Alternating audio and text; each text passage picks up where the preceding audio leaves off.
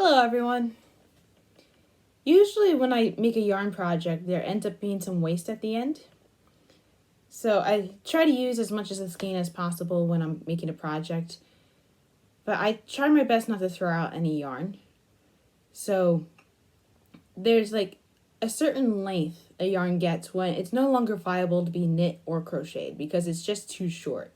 You need like some sort of length of yarn to knit or crochet in order to make any project of any length. Now, when it comes to ending a project, it often means you have like a tail to weave in because you start with a little bit at the beginning, so you're not starting at like the very end of the yarn because that would be like nearly impossible to work with.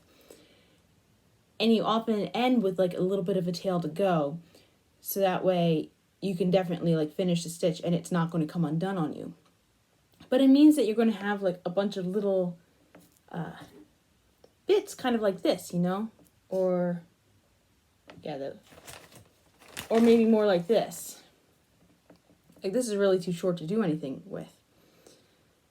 So, you could throw it away, but I honestly haven't thrown yarn like this away in years because I found another use for it. I make a fair amount of stuffed animals. They're actually my favorite thing to make because you don't have to worry about gauge. And depending on where the stuffed animal is going to go, sometimes I will stuff the stuffed animal with yarn. So this is actually one of my kids right here. This is a rock lobster. And if you look at Rock's limbs, you can actually see there's like colored bits of yarn inside. It's a great way to use it because then it doesn't end up in the landfill, and like the yarn, even though it's short, it's still soft when you put a bunch of it together. And you get to reuse it, and it gets to become part of your project. I don't use yarn scraps for all my projects because when I'm giving stuffed animals to other people, especially like little babies, I like to use polyfill because I don't know what type of yarn people will have allergies to.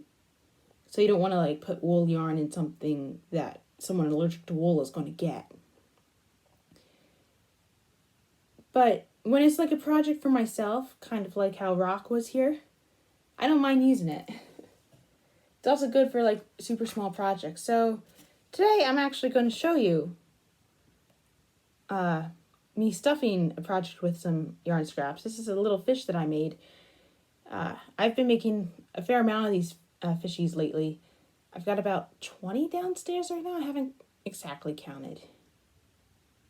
So I've already done the sewing part.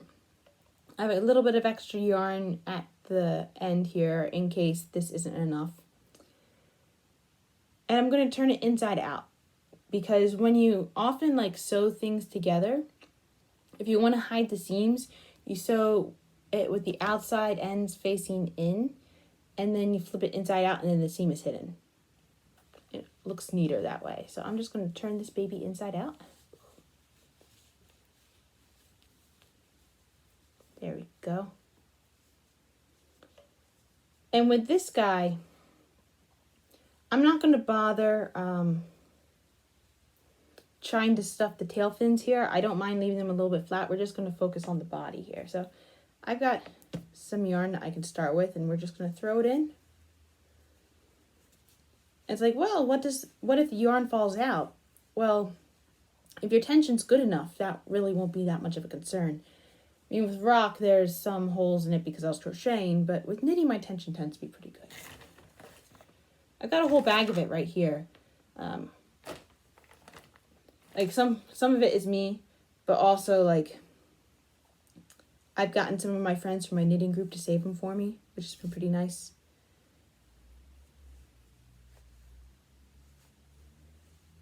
And you may also be thinking like, Becky, in the grand scheme of things, this isn't going to really help our climate change problem, Which I would say, like, yeah, overall, like, I know this is just a small drop of the things that need to happen, and that the majority of things need to actually happen by corporations who are polluting our resources. But I also think of the parable of the guy who's, like, throwing starfish back into the ocean, and he's tossing starfish back, and someone comes up and asks like, hey, why are you doing it? You're never going to get all the starfish. And then he picks one up and is like, it mattered for that one. I don't think it's a biblical one, honestly. I think it's like one of those chicken soup for the soul ones. There you go. So I kind of just stuffed it. You want it to be like soft, because if you overstuff it, it becomes hard as a rock.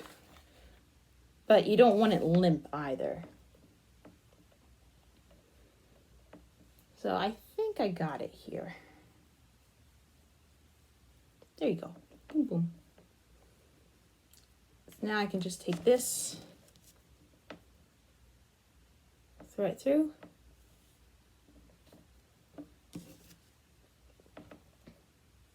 And then to keep all the yarn in, I just sew up the very ends, which I think I'll have enough yarn for this.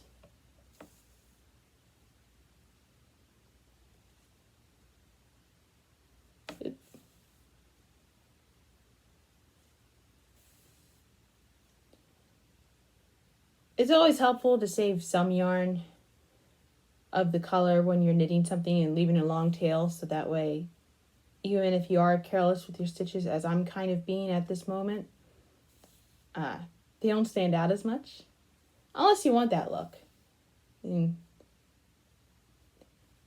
there's not too much that you can do wrong with knitting, honestly. And any mistake that you can make, it can easily be fixed by tearing it out, trying again.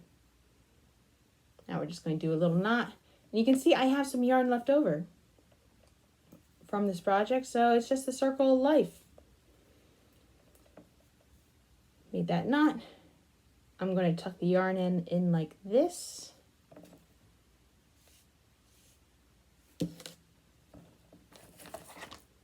Cut it off. And we'll save this for the next project. In the bag it goes. There we go. And that is what I do with yarn scraps. Hope you found that entertaining. Have a nice day.